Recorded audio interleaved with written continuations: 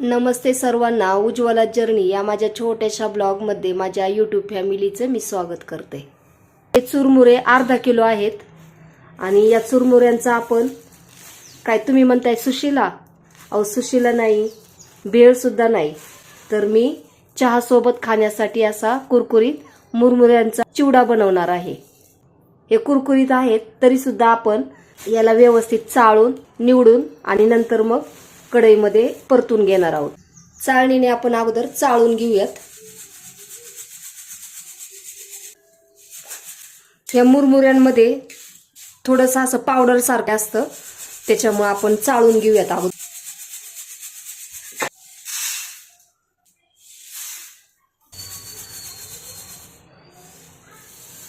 हे पहा, सर्व मुरमुरे आपले चाळून झालेले आहेत. हे पहा, असं मुरमुऱ्यांमध्ये हे असा कचरा निघतो, त्याच्यामुळे अगोदर मुरमुरे चाळून घ्यायचे. आता हे मुरमुरे आपण थोडे थोडे करून ना असे निवडून घ्यायचे. पहा, हे जे काळपट आहेत ना ते सर्व काढायचे. त्याच्यात एखादी साळीचं पण असतं, पहा ते साळ जर असेल तर ती निवडून काढायची. कोणतीही गोष्ट स्वयंपाकातली खाताना ना ते दाताखाली कचकन आली नाही पाहिजे, नाही खाण्याचा जो आनंद असतो सर्व तो निघून जातो. त्याच्यामुळे ना हे अगोदर सर्व अशी काळजी घ्यायची. थोडासा वेळ जातो पण स्वच्छ करून घ्यायचं, त्याच्यानंतरच मग करायला घ्यायचं. ते साळीसारखं वगैरे असतं ना ते सुद्धा काढून टाकायचं. सर्व मुरमुरे आपण निवडून घेतलेले आहेत. पहा, निवडल्यानंतर हे असं किचकट निघतं. हे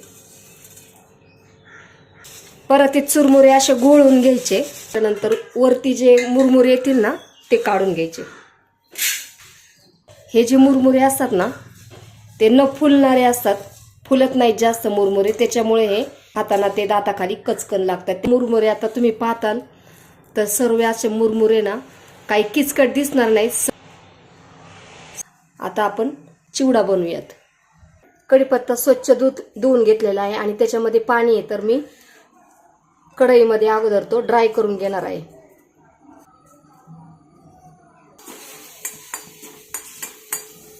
असा कढीपत्ता ड्राय करून घेतला ना बडंग किंवा चिवडा ते जास्त दिवस टिकत नाही. गॅस बंद करत आहे आणि हा कढीपत्ता कढईमध्ये असाच ठेवायचा, कारण तो व्यवस्थित कडक सुद्धा होईल.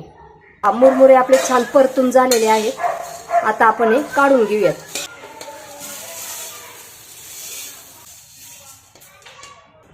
कढई तापलेली आहे, याच्यामध्ये आपण तेल टाकून घेऊयात. शेंगदाणे परतून घेऊयात अगोदर. हे भाजलेले आहेत त्याच्यामुळे त्याला जास्त वेळ लागणार नाही, अगदी थोडेसे परतून घेणार आहोत. कच्चे असतील तर व्यवस्थित तळून घ्यायचे तेलामध्ये. हे शेंगदाणे मी भाजलेलेच आहेत, त्याला मग जास्त वेळ लागणार नाही. एकदा तेल तापलं की मी सर्व हे मंद गॅसवरती करणार आहे. शेंगदाणे चांगले परतलेले आहेत, ते आता आपण काढून घेऊयात. शेंगदाणे छान असे तळून झालेले आहेत. हे जे मुरमुरे आहेत ना त्याच्यावरती काढायचे हे तेलाचे पदार्थ सर्व आता तळून काढलेले. हिरव्या मिरचींचे तुकडे परतून घेऊयात. आता मी फुल गॅस करत आहे, कारण मिरची ओलसरपणा असतो तो पटकन परतत नाही, आणि परतत आली की नंतर मग आपण मंद गॅस करूयात. गॅस मी मंद केलेला आहे म्हणजे याच्यावरती कडक असे हिरवी मिरची चांगली परतून होईल. ओलसर ठेवायची नाही, हिरवी मिरची कडक परतायची. हिरवी मिरची छान आपण कडक करून घेतलेली आहे. बडंग करताना शक्यतो तेल जरा तेलामध्ये टाकताना पाण्याचं तर टाकायचंच नाही, परंतु आपण ज्यावेळेस चिवड्यांमध्ये व बडंगमध्ये टाकतो ना कढीपत्ता, तर तो असा ड्रायच पाहिजे. ओलसर जर कढीपत्ता असेल तर मग 1-2 चमचे जास्तच घ्यायचे. तेल तापलेलं आहे, याच्यामध्ये आपण 1 टेबलस्पून मोहरी टाकून घेऊयात. अर्धा टेबलस्पून जिरं,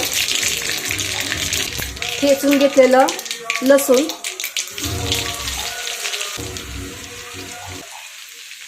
आणि ड्राय केलेला कढीपत्ता.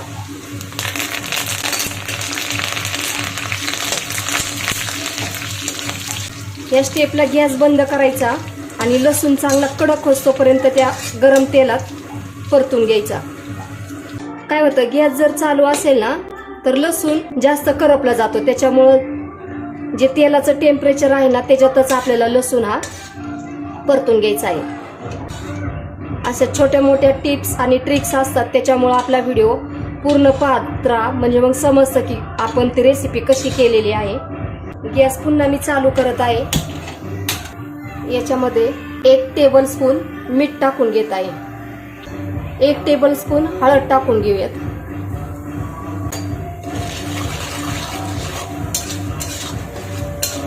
जी फोडणी आहे ना ही सर्व आपण मुरमुऱ्यावरती टाकून घ्यायची.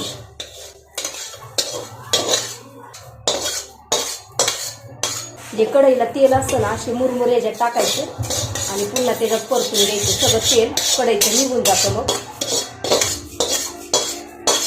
आता आपण हे सर्व मिक्स करून घेऊयात. गरम आहे तोपर्यंत भडंगला छान लागतं, त्याच्यामुळे लगेच असं मिक्स करून घ्यायचं. भडंग आपलं सर्व मिक्स करून झालेलं आहे. या स्टेपला जर तुम्ही थोडंसं भडंग खाऊन पाहिलं ना तर थोडंसं तिखट लागेल, म्हणजे चव वेगवेगळी लागते याची खाताना.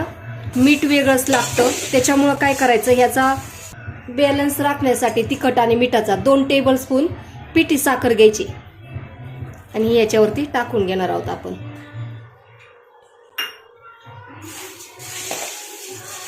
त्याच्यामुळे भडंगला टेस्ट खूप छान लागते याची. आपलं भडंग तयार झालेलं आहे. तुम्हाला हा माझा व्हिडिओ कसा वाटला?